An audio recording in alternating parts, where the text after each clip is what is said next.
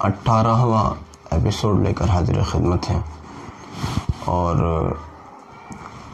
اس میں حسب ضابطہ آپ کے سوالات کے مختلف جوابات ہوتے ہیں۔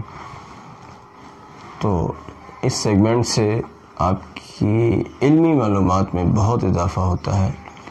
اس سیگمنٹ کو اخیر تک سننے کا فائدہ یہ ہے کہ ایسی بہت ساری باتیں آپ کے علم میں آ جاتی ہیں جو پہلے سے آپ کے علم میں نہیں تھی۔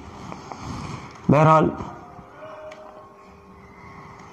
سیگمنٹ کے شروع کرنے سے پہلے میں ایک گزارش کرنا چاہتا ہوں کہ ہمارے استاد حضرت مولانا محمد احمد صاحب رحمۃ اللہ علیہ، جو ہمارے بہت مشفق استاذوں میں سے ایک تھے، ان کا چونکہ کل انتقال ہو گیا تھا، ہم نے کل اس کی آپ کو خبر دی تھی۔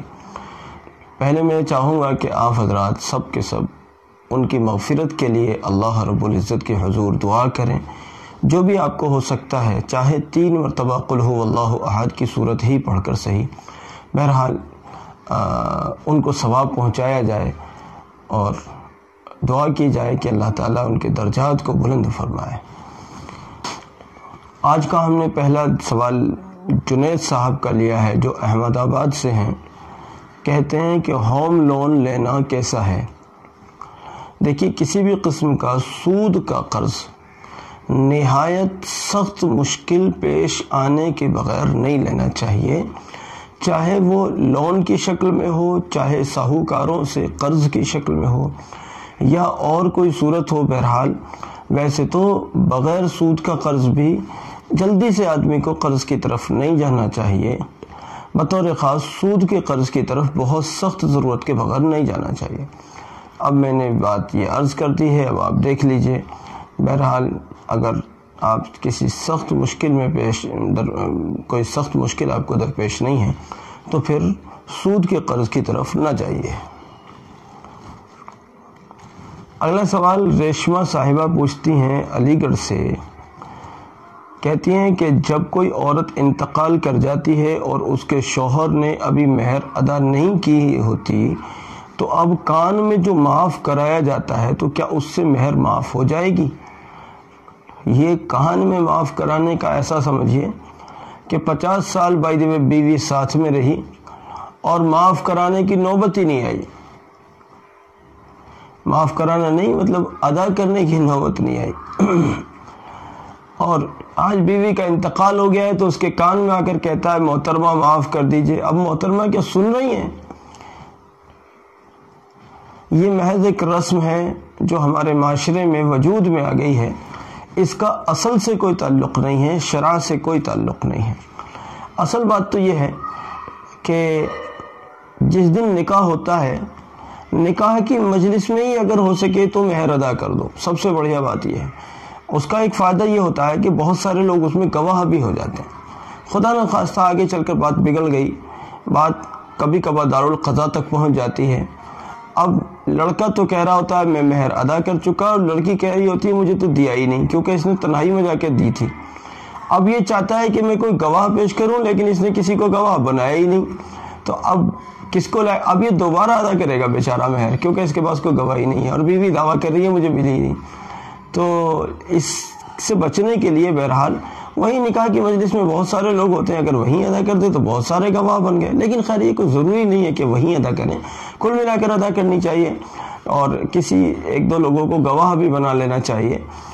لیکن یہ جو ہو رہا ہے کہ صاحب پوری زندگی بیوی کا استعمال کرتے رہے، اور مہر جو اس کا حق تھا، اس حق سے اس بیچاری کو محروم رکھا۔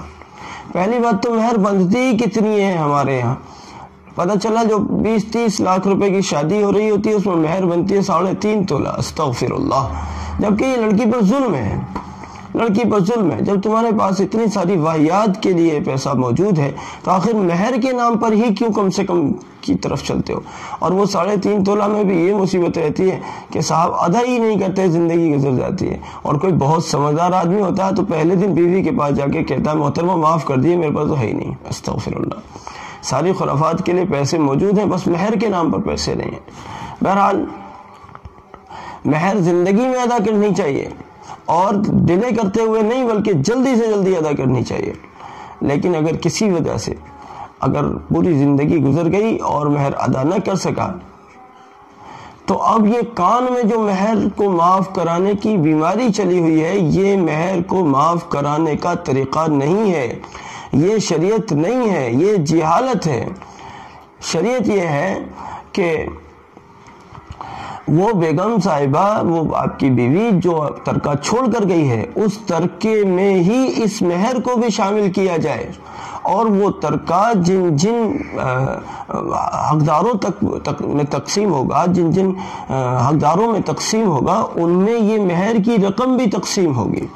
اس میں شوہر کا اپنا حق بھی موجود ہے, اس کے ماں باپ کا بھی حق موجود ہے, یعنی لڑکی جو مرحومہ ہے اس کے ماں باپ کا بھی حق موجود ہے, اور جناب علی اس کی اولاد کا بھی حق موجود ہے.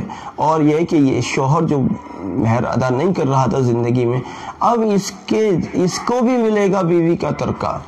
بہرحال یہ مہر کی رقم کو ادا کرے اور پھر حسب شریعت, قاعدہ شریعت کے مطابق یہ اس کو تقسیم کیا جائے. بہرحال اس کا ادا کرنا بہت زیادہ ضروری ہے, بہت زیادہ ضروری ہے. اور اس کے سلسلے میں جو ہمارے معاشرے میں کوتاہی پائی جاتی ہے یہ نہایت افسوسناک ہے. مسکان صاحبہ دہلی سے کہتے ہیں کہ غسل کرتے وقت وضو کرنے سے وضو ہو جاتا ہے یا دوبارہ وضو کرنا پڑے گا؟ ہاں جی, غسل کرتے وقت چونکہ سارے اعضائے وضو دھل جاتے ہیں. بھئی وضو میں چہرہ دھوتے ہو, ہاتھوں کو کونیوں سمیت دھوتے ہو, پیروں کو دھوتے ہو, سر کا مسح کرتے ہو, سب دھل گیا. سر کے مسح کی بات آپ کرتے ہیں اگر, تو سر پہ اتنا سارا پانی آپ نے ڈالا ہے, ہو گیا کام, مسح بھی ہو گیا. بہرحال غسل کے اندر جب تمام اعضائے وضو دھل گئے ہیں تو اب نیا وضو کرنے کی کیا ضرورت ہے؟ بس اسی وضو کے ذریعے سے اپنی وضو والی عبادات کو انجام دیا جائے. اگلا سوال ہے, کہتے ہیں کہ اگر جائے نماز نہ ہو تو کیا کوئی بھی کپڑا وغیرہ بچھا کر نماز پڑھ سکتے ہیں؟ بھائی اگر جائے نماز نہیں ہے تو پہلے تو صحیح بات سن لیجئے, جو کپڑا آپ نے نماز پڑھنے کے لیے بچھا لیا ہے, جو چٹائی وغیرہ مصلی جو بھی, وہی جائے نماز ہے, وہی جائے نماز ہے, اسی کو مصلی بولتے ہیں. تو ایسا نہیں ہے کہ صاحب جو بازار سے مصلی کے نام سے ملتا ہے وہی مصلی ہے. کوئی بھی کپڑا چٹائی آپ نے بچھا لی وہی مصلی ہے, اور نہیں بھی ہے جس جگہ آپ کھڑے ہو گئے وہی مصلی ہے, وہی جائے نماز ہے. اصل تو جائے نماز تو نماز کی جگہ کو کہتے ہیں. وہ لفظ جس کو جائے نماز کہا جاتا ہے ہمارے یہاں, وہ اصل میں جامع نماز ہونا چاہیے, اور اس کو لوگ جائے نماز کہتے ہیں. جائے نماز تو نماز کی جگہ کو کہتے ہیں, اور نماز کے کپڑے کو جامع نماز کہا جائے. لیکن وہ میں نے دیکھا ہے کہ کہیں بھی اس کا کوئی رواج ہی نہیں ہے, سب جائے نماز ہی کہتے ہیں. بہرحال اگر وہ مخصوص کپڑا جو بازار سے خرید کر مصلی کے نام سے لایا جاتا ہے اگر وہ موجود نہیں ہے, جو بھی آپ بچھا لیں گے بہرحال پاک ہونا چاہیے, درست ہے. اور نہیں بھی بچھائیں گے زمین پاک ہونی چاہیے, نماز پڑھنا بغیر بچھائے بھی درست ہے.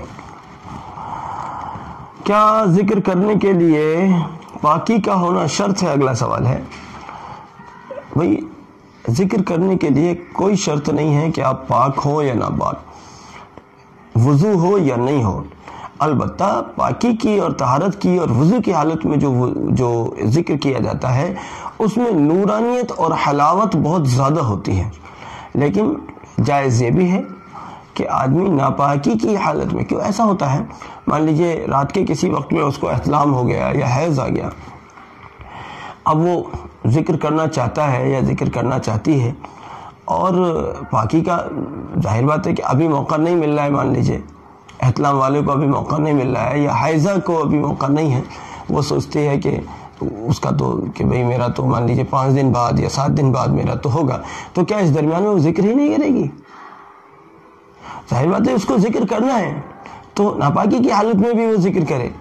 بس البتہ یہ ہے کہ وہ قرآن نہیں پڑھے گی, نماز نہیں پڑھے گی, اور جناب علی روزہ نہیں رکھے گی, اس طرح کی عبادتیں وہ نہیں کرے گی.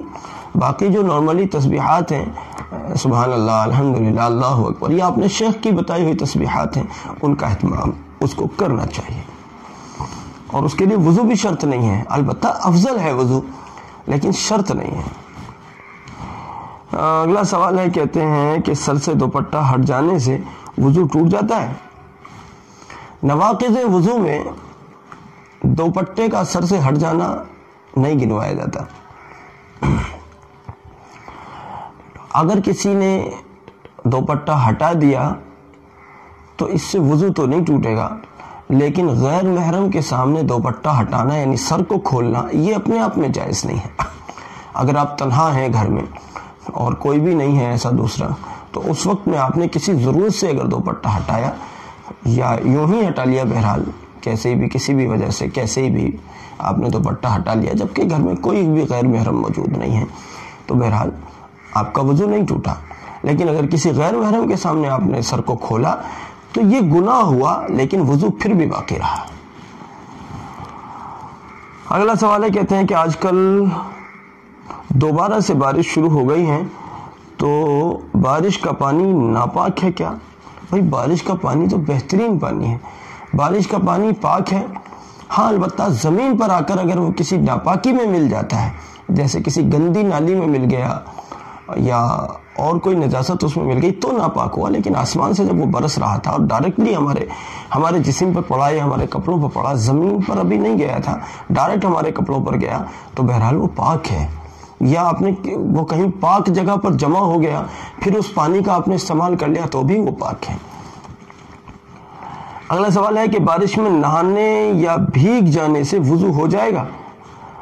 پھر وہی بات دہراتا ہوں، جب بارش میں آپ نہائے ہیں اور یا کسی تالاب میں نہائے ہیں، پاک صاف تالاب میں، یا پھر کسی دریا میں کسی نہر میں آپ نہائے ہیں اور آپ کے سارے اعضائے وضو سب دھل گئے، وضو ہو گیا، الگ سے وضو کرنے کی ضرورت ہی کوئی نہیں. البتہ وضو کی نیت کرنے پر وضو کا ثواب ملتا ہے، وضو کا ثواب بغیر نیت کے نہیں ملتا، کسی بھی عمل کا ثواب نیت کے بغیر نہیں ملتا. لیکن بہرحال جب سارے اعضائے وضو اچھے سے دھل گئے ہیں تو وضو ہو گیا. اگلا سوال ہے، کہتے ہیں کہ طلاق کے مضمون پر مشتمل دستاویز پر دستخط کرنے سے بھی طلاق ہو جاتا ہے؟ یہ کہتے ہیں کہ جس کاغذ پر طلاق لکھا ہوا ہو، کچھ بھی اس طرح کا کہ مان لیے میں نے طلاق دی یا اس ٹائپ کا کچھ لکھا ہو، تو اس پر دستخط کرنے سے بھی طلاق ہو جاتا ہے کیا؟ جی بالکل ہو جاتا ہے. اس پر دستخط کرنے کا مطلب ہی یہ ہے کہ میں اس دستاویز پر جو کچھ لکھا ہوا ہے میں اس سے ایگری ہوں، مطلب یہ ہے. تو آپ نے اس پر دستخط کیے ہیں، بہرحال طلاق ہو جائے گی. اللہ رب العزت ہماری اس کاوش کو قبول فرمائے اور آپ حضرات ہمارے اس میں معاون بنے رہیے اور اس کو دوسروں تک پہنچانے میں ہمارا ہاتھ بٹاتے رہیے. یہ ایک صدقہ جاریہ ہے، ساری امت تک پہنچانا اپنی ذمہ داری سمجھیے. جزاکم اللہ. السلام علیکم ورحمۃ اللہ.